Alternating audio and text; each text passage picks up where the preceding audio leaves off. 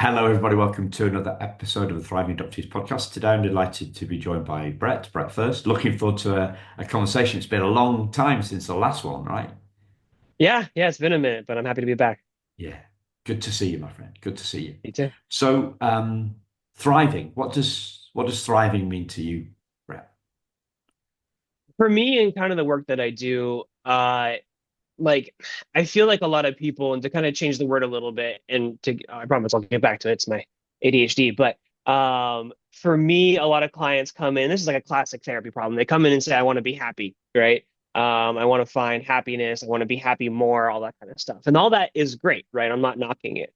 But one thing that I feel like a lot of people miss out on is the idea of like being content. And being content means for me, and it's kind of it comes from a lot of different sources, but it's the idea of like being okay with being okay. Um, Especially in, the culture today, I come from like American culture. A lot of it is like if you say you're content, it means that you're lazy. It means that you're just giving up on getting more. It means that you're not okay with doing the next thing, right? You're just going to sit and be chill and whatever. And that's seen as a bad thing, which I think is toxic. Um, So, the idea of being content and be able to sit in your own skin, for a few minutes, just being okay, that to me is like the most beautiful thing. So if you can be content, that would be thriving to me. Because you understand where you're at. You understand, where you're at in space, where you're at mentally, where you're at with the people around you, your attachments, all of that. You have that understanding. And being content doesn't actually mean that you don't want more. You can be content and want more. It's just your contentment shouldn't be based on whether you get more or not. So I could still want, a promotion, but my promotion or me getting the promotion shouldn't make or break my like attitude or my well-being for the day, for the Yeah, month of the year. yeah. Um, one of a big mentor in my life a while ago used to say, uh, he used to say, between the high tide of happiness and the low tide of sadness is a big sea called contentment. Hmm. So Yeah. I think I think that's big, isn't it? Because we're chasing happiness. It's going to kind of uh, elude us, and thinking that X is going to bring us Hmm. happiness. That we're going to use your example, we're going to somehow be able to extract happiness from that Yeah. from that promotion that we get. Well, that sort of happiness only has a half life of a couple of minutes, hours, days, Hmm. weeks, and Hmm. then what next? Then we're on a hamster wheel looking for the next thing, right? Yeah, exactly. And that's where like, happiness is supposed to be fleeting. That's the point. That's why it feels good and exciting when it happens. If it happened all the time, it wouldn't be special anymore, right? It wouldn't be something to strive for. But it's that, exactly that high tide and low tide. If you can have that middle and be able to return to it when those things in life happen that make you happy or sad, the promotion in of itself isn't bad. That can contribute to your level of contentment after the initial like honeymoon phase happiness stuff wears off. Then that's contributing to contentment. You're making more money, you're being more productive, whatever. You feel like you're achieving something. Great. That adds to your contentment. But if you assume that you're going to come in every day and be like, hell yeah, this is the best day, I love it, right? That's not going to happen. Yeah. Just because you got the promotion or the new car or, whatever, right? Or the reunion, right? Yeah, The exactly. reunion might go into some sort of honeymoon phase, and then Absolutely. that may wear off as well. And who knows how the reunion is going to be going Yeah. if we're kind of staking our future happiness on Hmm. what's going to be and what might happen in the future, then we're like we're hostage to the future rather than being Yeah. content in the moment, right? Well, you're hostage to your expectations, right? And especially with reunions, right? I've seen it, a million times where clients are like, they have this idea and I always tell them that it's impossible not to have expectations, right? It's impossible for anything in life, but let's take a reunion as a great example of that. It's impossible not to have at least a little bit of expectations floating around in there, but the goal is to have those and understand that they are based in something other than what's actually happening, and then be able to still experience what's happening, right? Contentment happens when you're able to experience the here and now, like as it is, right? We call that like authenticity. And so, when it comes to reunion stuff, especially because there's all these like mentalized ideas of how these relationships are going to go, um, you can have an attachment to the idea of somebody as opposed to what they actually are, all these things swimming around. It's okay that you have those. Those are natural.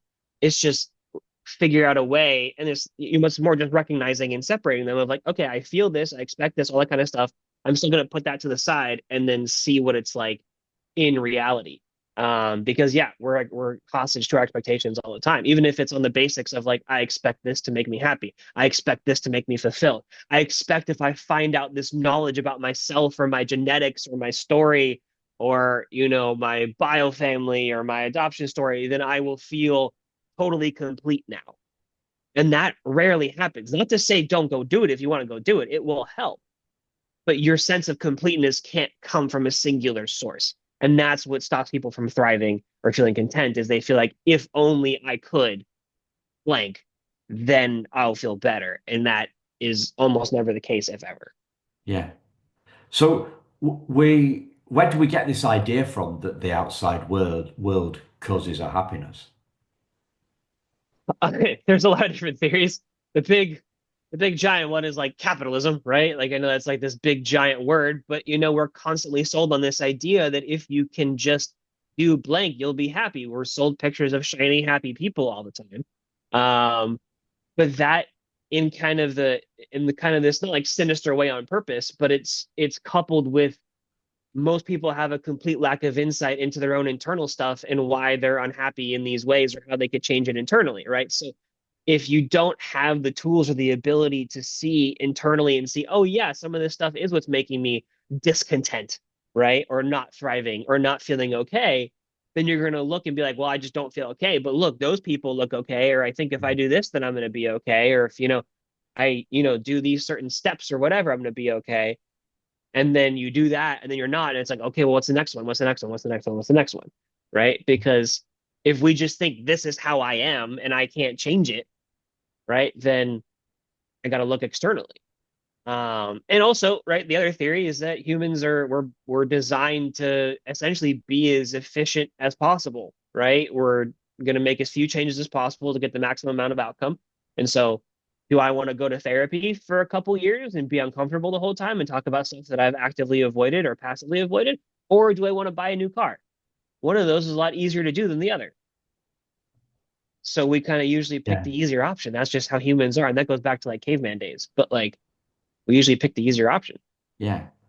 And I think it's also that there is an experience when we get that new car or Oh new pair yeah. of shoes, Yeah. and we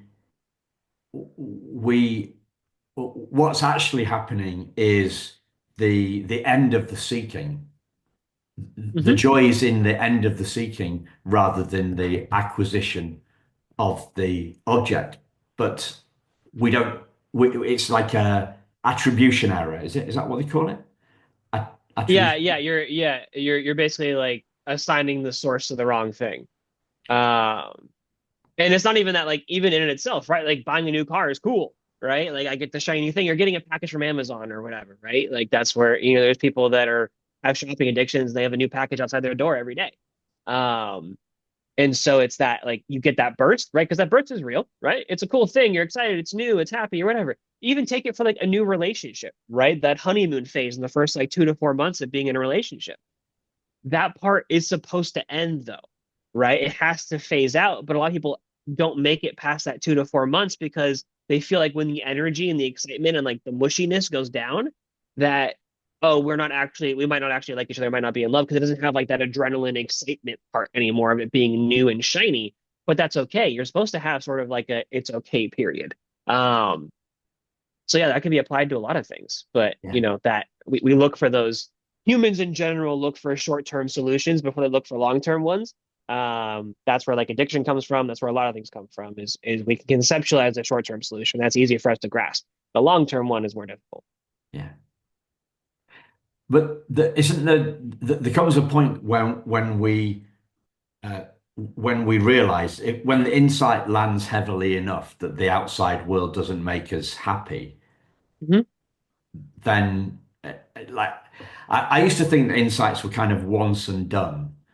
And to me now, it's something that is it's a more and more profound depth of an insight. So there's stuff that I see with my eyes, then I say a glimpse of an insight, and then maybe something that goes on in my head, like a thought or a theory, then something that goes gets deeper, and I feel it in my heart, and then and then I get it in my bones, Hmm. and then I forget it, right? Yeah. Yeah, Well, and that's where like, we see these like reminders in our life, and that's sort of, you know, when I say like, insight is like 30% of the work, right? It's a vital percent, and you can't get to 100% of being okay without it.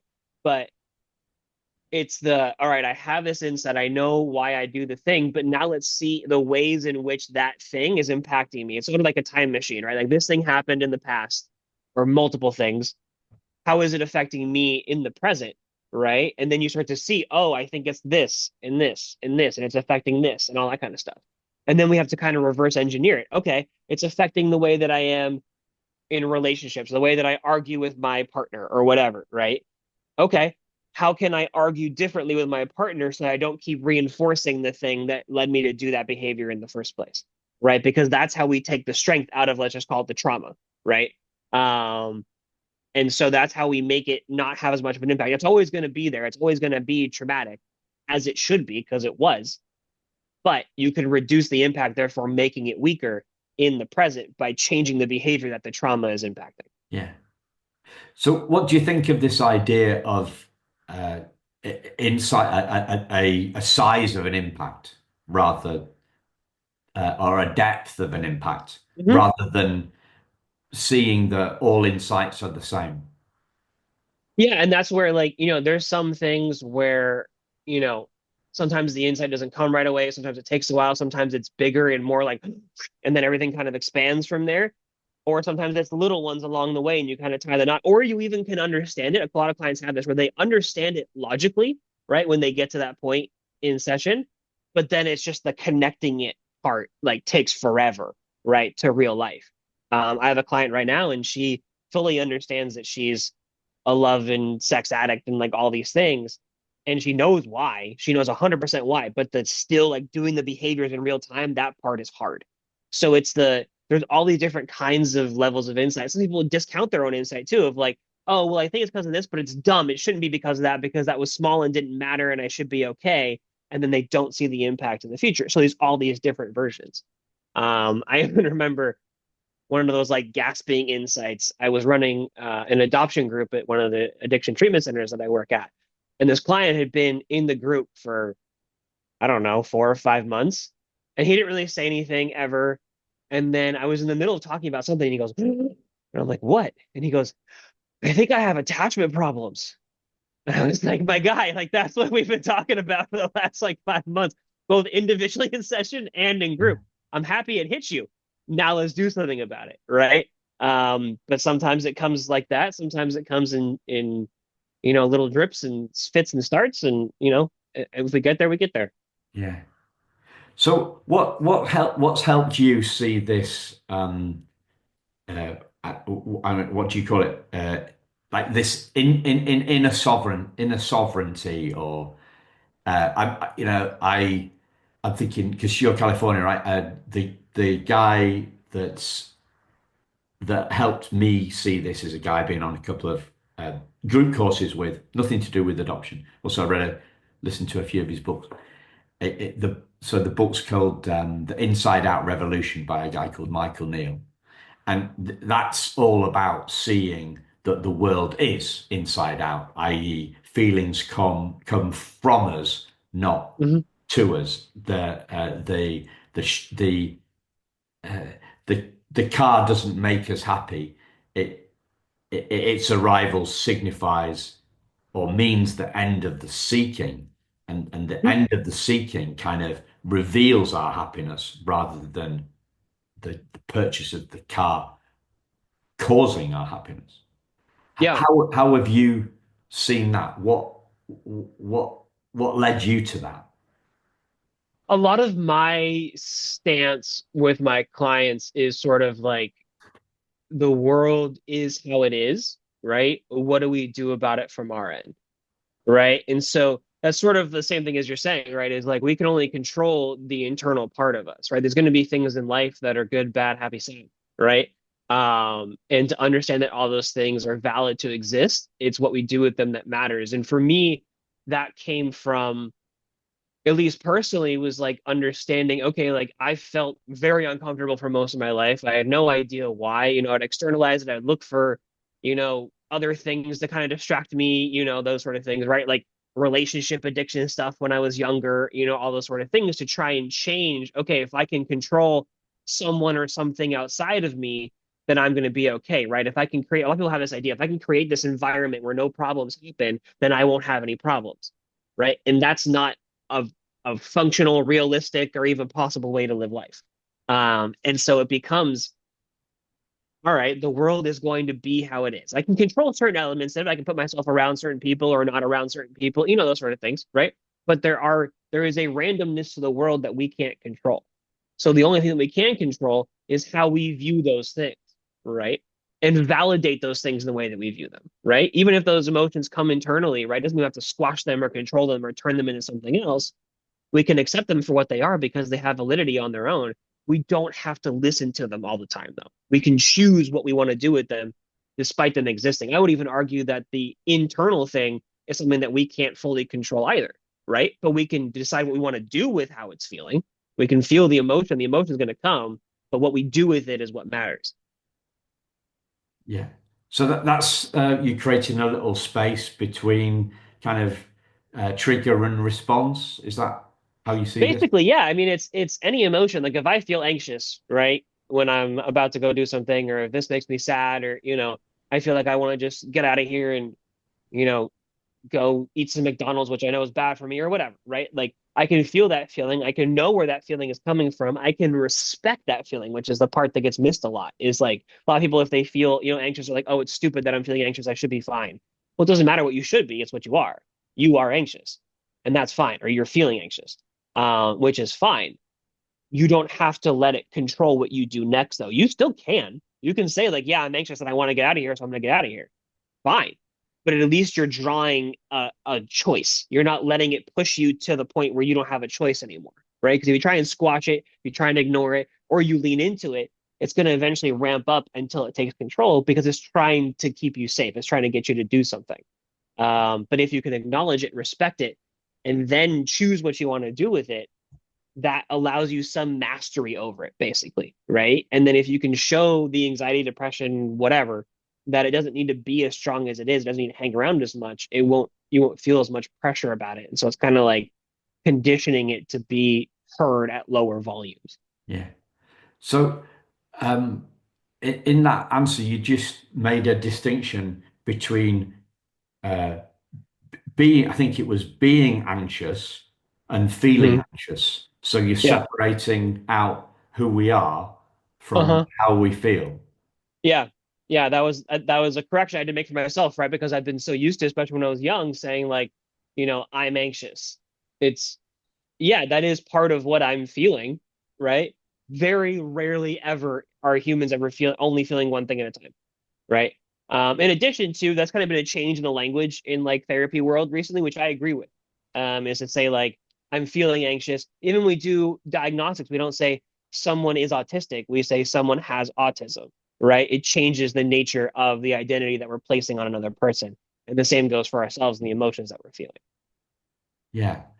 And yet there's this idea that as adoptees, our trauma can be so subconscious and can be so overwhelming, we believe it is us. Mm-hmm. Yeah. And I've seen that mistake made by a lot of, especially like older adoptees who, they didn't, it was closed adoptions, they didn't have much information, baby scoop sort of stuff. Um, they attribute a lot to just like everything is bad because I was adopted. Okay, a lot of things might be bad. The way that you view things might be bad, but the totality and the power that you're giving it, it is a very powerful, real thing that people need to deal with. Absolutely. But to say that it is all encompassing and that everything in my life stems from this singular thing, right? There's going to be multiple elements to it. There's going to be things that have happened in your life to reinforce it. There's going to be things that you've learned to believe about yourself. Da, da, da, da. There's all these things where it kind of expands and grows into other things, and then all those influences.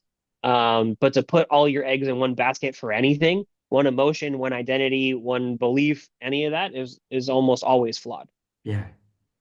And that at a very profound level, right? We are not our trauma. Like, No. but how do we see that? How do we, what are the keys that unlock that trauma-bound identity? So for me, it's changing things in the present, right? You might know, okay, I have this trauma and this is why I do this stuff. But again, it's that like changing stuff in the present. Okay, like I run away from relationships too soon. Okay, what if next time you feel like running away, you stay in it for 1 week longer, right? Or you check with somebody who you trust, hey, should I stay in this relationship longer? Or am I being overreactive or am I being appropriately reactive? Right?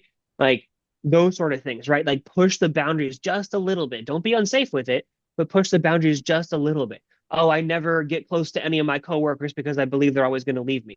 Okay, share an anecdote about your weekend with somebody and do that once a week for the next month and see what happens, right? Like challenge those little fears, challenge those little things because you're capable of it, right? Sometimes we get stuck in this absolutism of like, I am broken because I was adopted, or I can't have good relationships. And can't is an absolute. It means you cannot. You might be to change it even to say, I'm afraid of having a healthy relationship. I'm afraid of getting close to people. I'm afraid of letting down my guard. I'm afraid of whatever. That changes it just a little bit. It changes it from it is an absolute cannot happen impossibility to part of me is choosing not to do it because of my fear. And then at that point, you have a choice. I can lean into my fear and not do it, or I can challenge my fear and challenge my fear. Yeah. And don't we struggle to lean into our feelings? Isn't Oh, that the yeah. kind of the root of cause of the addiction A lot stuff? of things. Yeah. Yeah, yeah. I mean, it's all everyone does it, right? Addicts on chemicals or anything else, or just regular people. We all avoid and dissociate and do things to not have to think about things, which sometimes is okay, right? I'm not like anti decompressing at the end of the day or, distracting yourself for a little while. It's just when that becomes your only way of dealing with something, that thing then grows and grows and grows and grows and grows and grows until it shuts you down, right? Because it needs to be heard, it needs to be thought about, it needs to be experienced. Um, so yeah, I mean, it was there's a time to distract, there's a time to face. It has been your whole life that you've been distracting yourself. Okay, then that's something you got to look at. But a metaphor I've been using a lot recently that I've kind of developed over the last like year or so is the idea of the monster under the bed, right? When you were a kid and you thought there was a monster living on your bed, the longer you didn't look under the bed, the scarier the monster became, right? You keep building it up and building it up and building it up in your mind. You don't look under the bed or in the closet or whatever because it's this big scary thing and you just run this fantasy, right? And it mutates. The same thing happens with not facing these things that we're afraid of facing, right? Facing, you know, how you might be in a healthy relationship, right? How you might be in all these different situations. If you've been running from doing those or running from certain feelings in yourself for decades sometimes, right? Then it just has grown and you just run from it because that's what you've been doing the whole time. You don't even know what it is anymore. You don't know what it looks like if you're actually going to turn around and look at it. Um, but because you've been running from it for so long, it's just grown and grown and mutated and become this big scary thing. It's become your monster under the bed. And the habit has become fixed in the You've essentially conditioned yourself, right? Like Pavlov, right? Like the more you don't look, the more you're not going to want to look. And then the stronger the thing becomes, right? Take trauma, right? The more behaviors you do in the present that are because of your trauma, the more your trauma starts to believe, oh, it's good that I'm here because you keep acting in this way to protect yourself from this thing happening again. Therefore, I should stick around.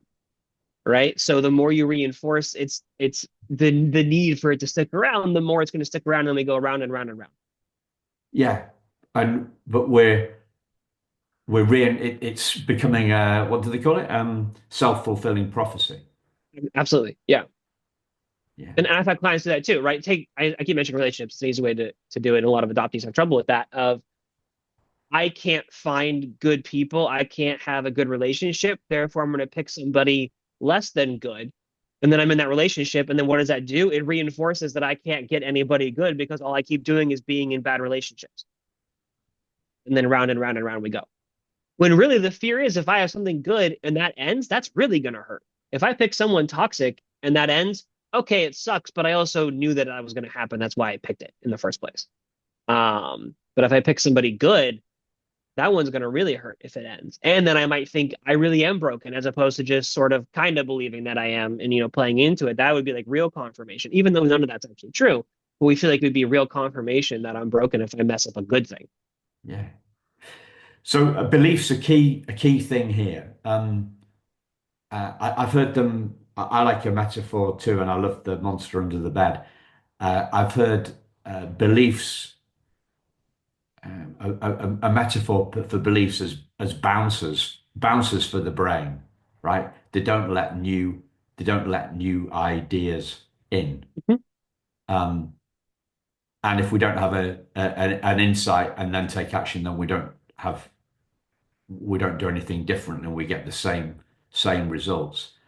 How do you, because beliefs don't get a lot of discussion in adoptee land. Mhm. It's mainly trauma, right? Mhm. And I came up with this a couple of years ago that so to me that is a big deal because I think it's it seems easier to me to bust a belief than it is to change a trauma, right? Oh yeah. Yeah.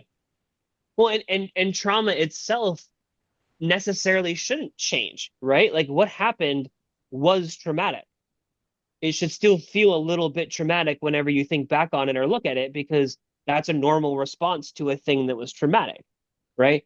The thing you're talking about beliefs, right? In the therapy that I do, I come from like a Gestalt lens. It's a type of therapy. And Fritz Perls, who kind of created Gestalt therapy, talks a lot about problematic shoulds, right? It's all the things that we feel like society, parents, friends, but more importantly, internally, we tell ourselves that we should or shouldn't do or should or shouldn't be, right? And that's the same as those beliefs, right? It's those things that I should be this way or I shouldn't do this. And therefore, we try and match those, and nothing real is coming in. We're just trying to project out and become those shoulds and meet all of them, which is usually impossible when we tie ourselves in knots trying to do it.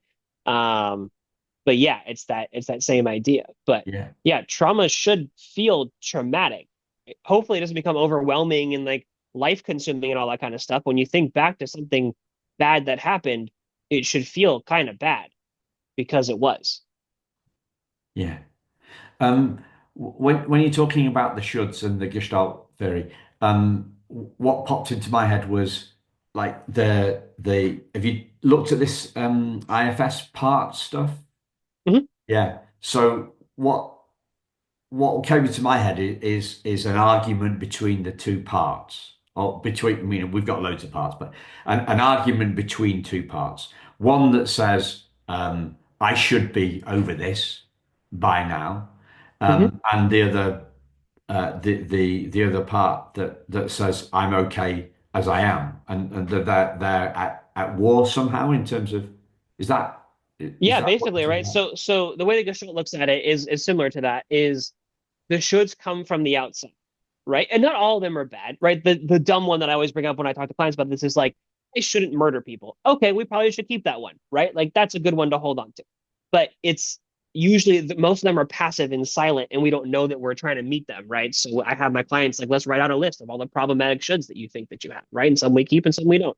Um, but the shoulds come from the outside mostly, right? Even if they're ones that are we're telling ourselves, they came from somewhere outside in the first place, right? Because no one is born thinking like, "Huh, I should, you know, do my taxes better or whatever, right? I should make more money, right?" We learn that over time. I should be a straight A student. I should, not talk about my trauma. I should be okay. I should, all these things, right? Those things are should be natural, right? I know I just said should, but um yeah, it's the idea of you are always at war with your authentic self in trying to meet all of those shoulds unconsciously. If you do it consciously, fine, right? Like for me, authentically, when I'm doing therapy or as I'm talking to you right now, for the most part, I am roughly the same as I am at home with my daughter, right? But there are definite differences, right? Or with my friends, right? Or when I'm talking to clients, right? There's going to be differences, but the core is still the same. No one from my outside life is going to look at me and be like, who the hell is that guy?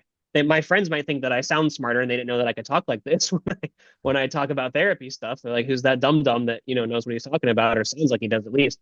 Um, but yeah, it's that idea of like, I know that I should at work hurt less or whatever, or that I should, do that, but I know that I'm consciously meeting those things.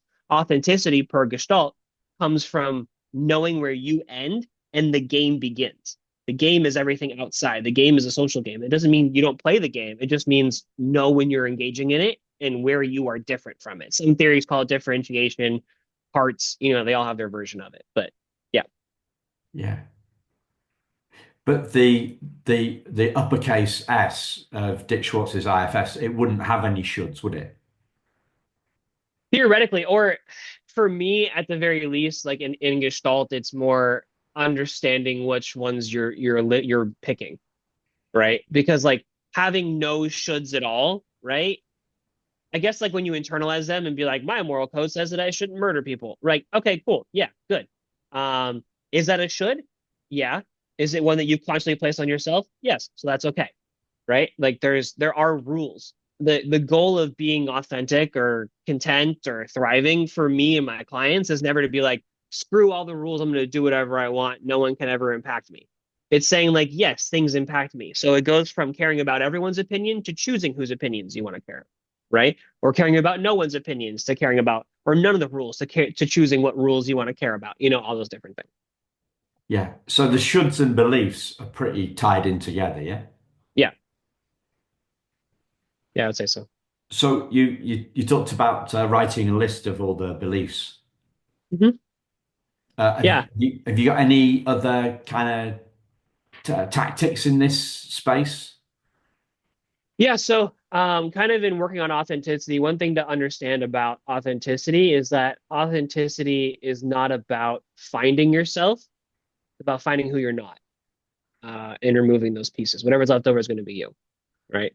Um, so people often find there's a lot of like self-help stuff out there, like go find yourself, right?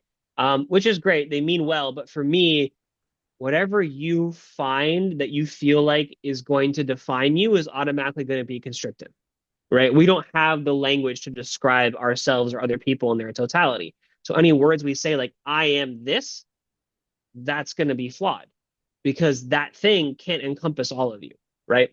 The example I give is that if I were to sit here and write all of the words, if I spent 24 hours writing every word that I feel like describe me, right? And I filled pages and pages and pages of words. And those pages were given to somebody that's never met me before.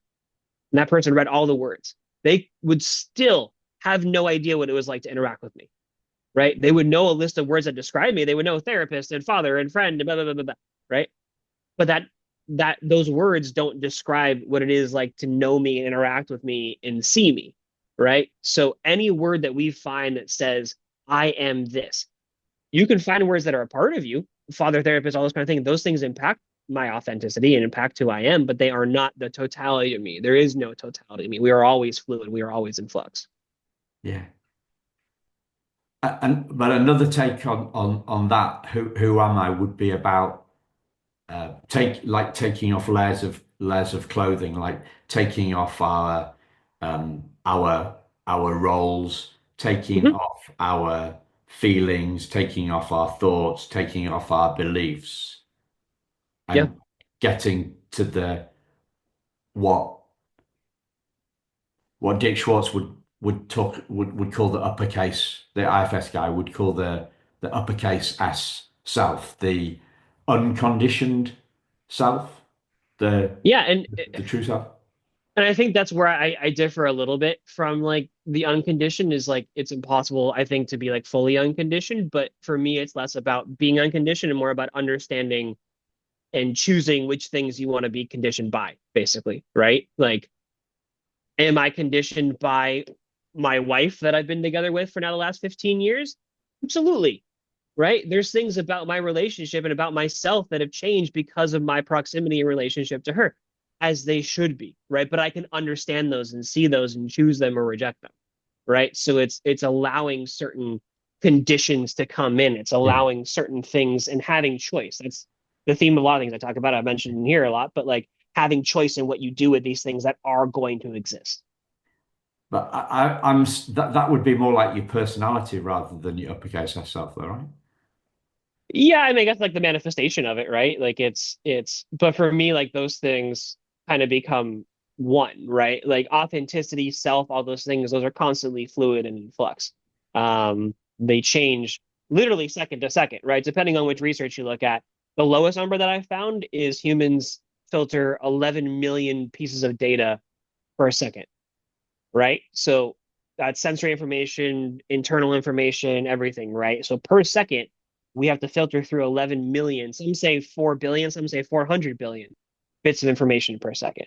And so even if we're filtering out 99.999% of the 11 million, there's still little bits coming into us every single second that we're conscious, basically, and even unconscious sometimes too. So we're constantly being changed in these kind of microscopic ways, as we should be. We're always fluid. We can't pinpoint ourselves, and we shouldn't be able to. Yeah. I think we're agree to differ on that one. Yeah. Um, yeah, I'd be talking about the difference between what's aware compared to what we are aware of. Hmm. So the content of the screen rather than the screen itself. Yeah. Yeah. And that's where, like, there are going to be things that you're going to be unaware of. There are going to be things that you don't have insight to, or someone has to point them out to you, or you might never gain insight into because no one's going to point them out to you, right? One of the biggest curses of being a human is that we can never experience ourselves as other people experience us, right?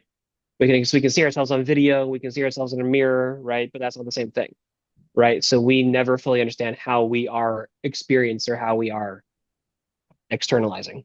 Yeah. One of the things that has been worrying me recently is the amount of re-traumatization that we're doing to ourselves. Hmm. In there's this really, I've mentioned this a couple of times on the podcast recently. I think so. We're recording this on a Monday, listeners, and this happened to me like 2 or 3 months ago on a Monday. It was I've been looking on Facebook and I was seeing all this stuff out there, all the adoptee advocates trying to uh, trying to get our trauma recognized, validated by others, and it all landed on me on my shoulders one Monday afternoon that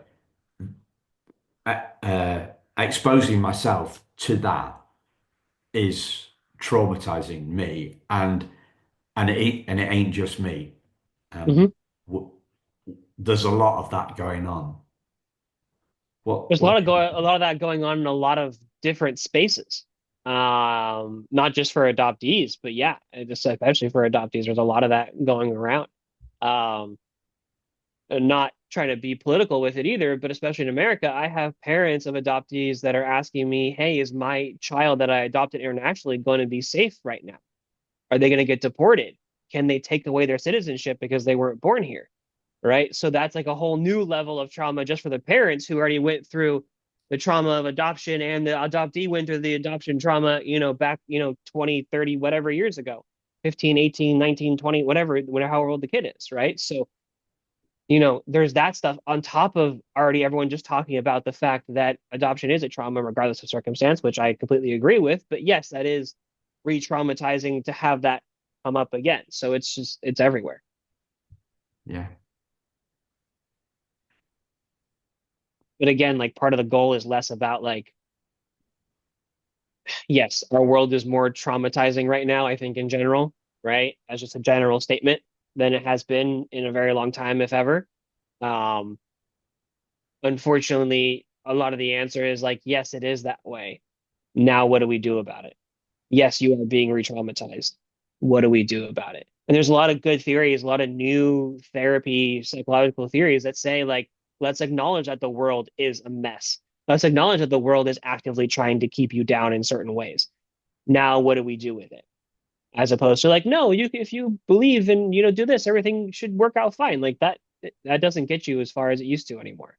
So it's what do we do with it as it is, as opposed to do with it how we might want it to be. Yeah. So less exposure to it, clearly. Less exposure, and you can't totally avoid it. So then it's what do you do with the exposure that you get? Yeah. Feels like a good place to bring it in, right? Sure. Yeah. Yeah. Unless there's anything you'd like else to like to add. No, I always appreciate you having me on. Enjoy Yeah. talking about this stuff, so I'm happy to do it. Yeah. You're a star. Thanks, listeners. Thanks, Brad. And we'll speak to you again very soon. Take care. Yeah, thank you.